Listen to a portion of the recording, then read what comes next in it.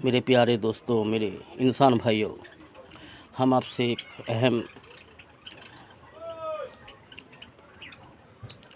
जानकारी देना चाहती हूँ।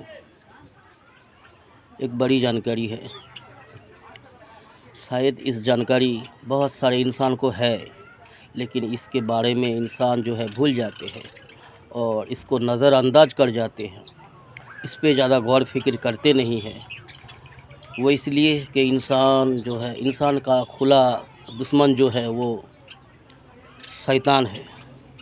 शैतान इब्लीस है और कुछ इब्लीस के फॉलोअर्स है जो इब्लीस के सैनिक है।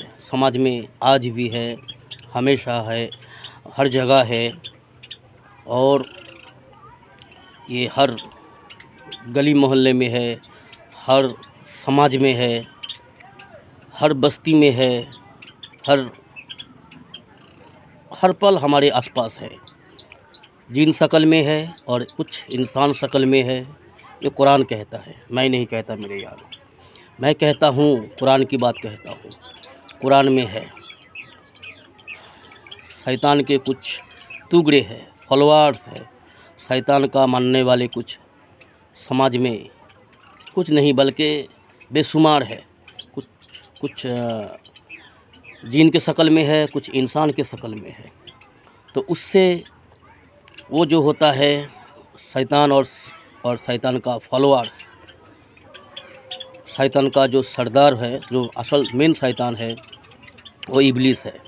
वो अल्लाह से अपना किए का बदला मांगा है, अपना अमल का बदला मांगा है अल्लाह से। उन्होंने बहुत अमल किया है, हम उलमा से सुनते हैं, हम हदीस से हमें मिलते हैं। शैतान जो इब्लीस था वो पहले इजाजिल हुआ करता था, फरिश्ता के साथ रहते थे, फरिश्ता के माहौल में बड़े हुए, पले बड़े हुए और जो फरिश्ता की तरह इबादत करते थे।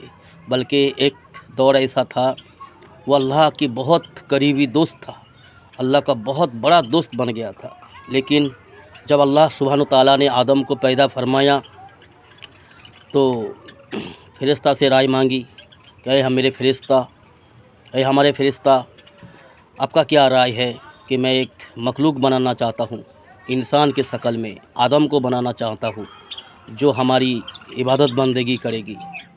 तो फरिश्ता ने अपना राय बताया था कि अल्लाह क्या ज़रूरत है इंसान को बनाने की, वो भी दुनिया में जाकर के जिन की तरह तबाही मचाएगी, खून खराबा करेगी, हंगामा करेगी, कत्ल करेगी, खुलेआम नाफरमानी करेगी।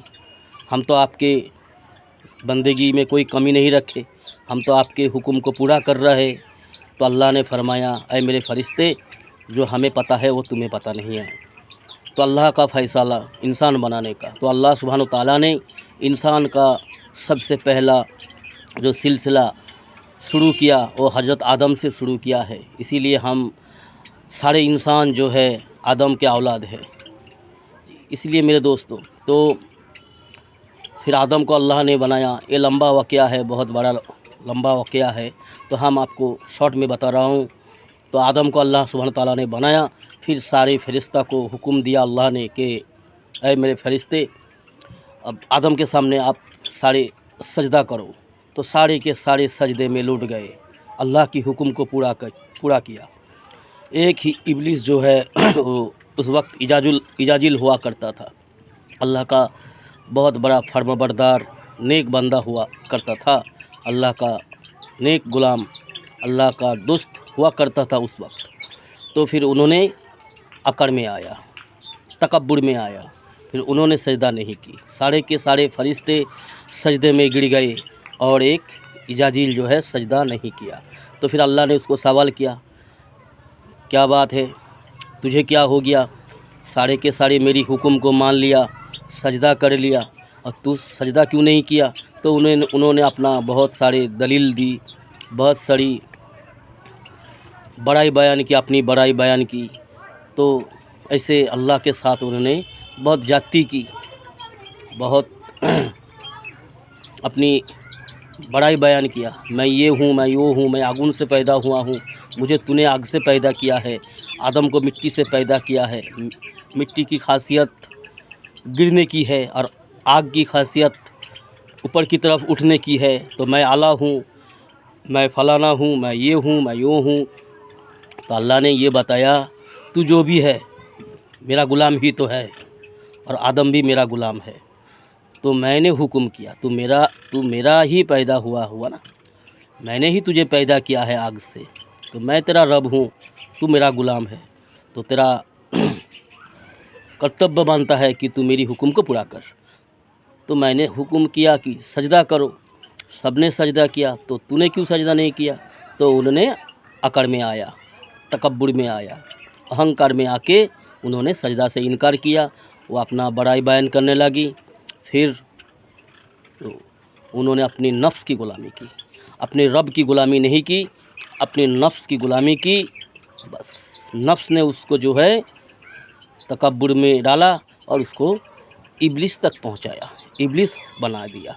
उसने उसको जो है शैतान का उपाधि तब मिली, तब अल्लाह ने उसको इब्लिस बताया और अल्लाह का लानत उस पर, अल्लाह ने उस पर लानत किया। अल्लाह ने ये कहा, मैं तुझे कभी माफ़ नहीं करूँगा, तो हमेशा हमेशा के लिए जहन्नमी होगा। तो तब उन्होंने जो है अपना किया का बदला अल्लाह से मांगा था। अल्लाह से बहुत सारे बहस की, अल्लाह से झगड़ा की और अल्लाह से अपना किया का बदला मांगा कि मैंने इतना इबादत की, ये किया, वो किया, तू जब तक जो भी बोला मैंने मान लिया, तो मेरा काम का सिला दे दीजिए, मेरा अमल का बदला दे दीजिए। तो अल्लाह ने उसको अमल का बदला जो मांगा था वो दे दिया।